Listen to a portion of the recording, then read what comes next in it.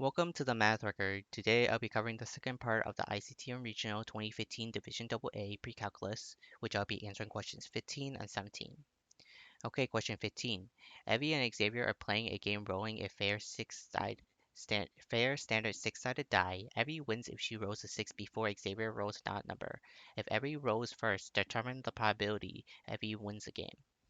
So the condition that Evie wins is that she rolls a 6, so that's 1/6 of the probability because the die is six-sided. And Xavier has to roll an even number, an odd number, which is 1, 3, and 5. So that's half of all the numbers in our six-sided dice. So that means his probability to win is 1/2. So let's say Evie wins the first time. So what's the probability that she wins the first time? Well, that's just 1/6. Okay, so what's the probability that she loses the first time but wins the second time? So that means she has to lose the first time, which is 5/6, and Xavier has to lose the first time also, so that's 1/2 because he has 1/2 to win, so you have 1/2 to lose, and then Evie wins the second time. So what happens if Evie loses the first time and the second time, but now she wins the third time?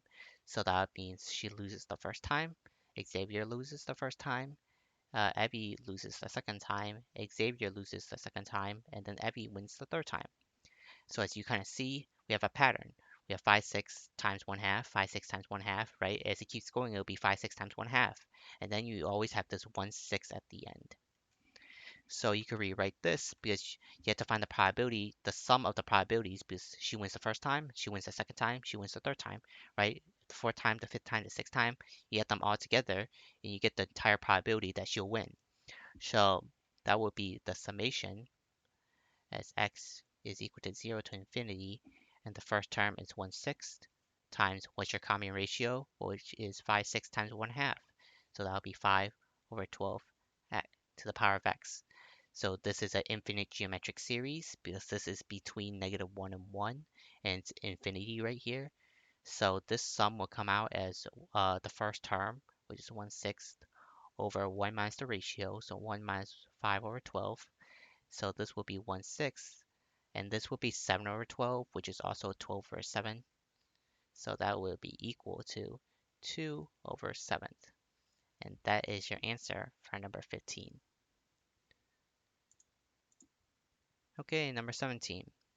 Determine the point on the graph of the function y equals square root 2x minus 5 that is closest to the point 5, comma 0.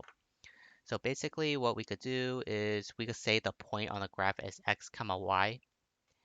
And to find the distance between x comma y and 5 comma 0, we just use the distance formula.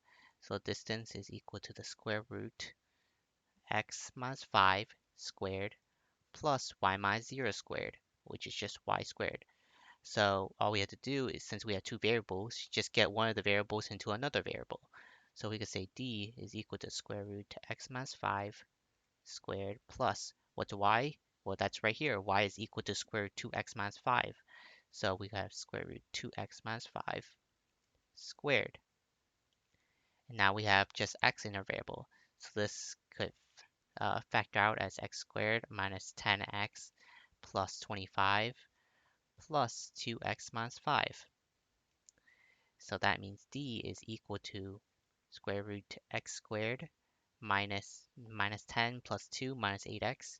25 minus 5 is plus 20. So how do we find the smallest possible distance? Well, the smallest possible distance of a parabola will be when it's at the vertex. So that means d is equal to the square root x. -8 divided by 2 is -4, so that's -4 squared. So that's minus 8 plus 16, so this is a plus 20, so this needs to add a 4 also. So that means if x is equal to 4, that means this will be 0, and 0 squared is 0, so plus a 4 is 4, square root of 4 is 2. So that's your smallest possible distance. So basically, when we have x is equal to 4, what's our y value? Well, remember, y is equal to square root 2x minus 5. So just plug in 4 in here, so that's 8. 8 minus 5 is square root 3. So our point is 4 square root 3. And that is our answer for number 17. Well, thanks for watching, and I'll see you at the third part of this contest.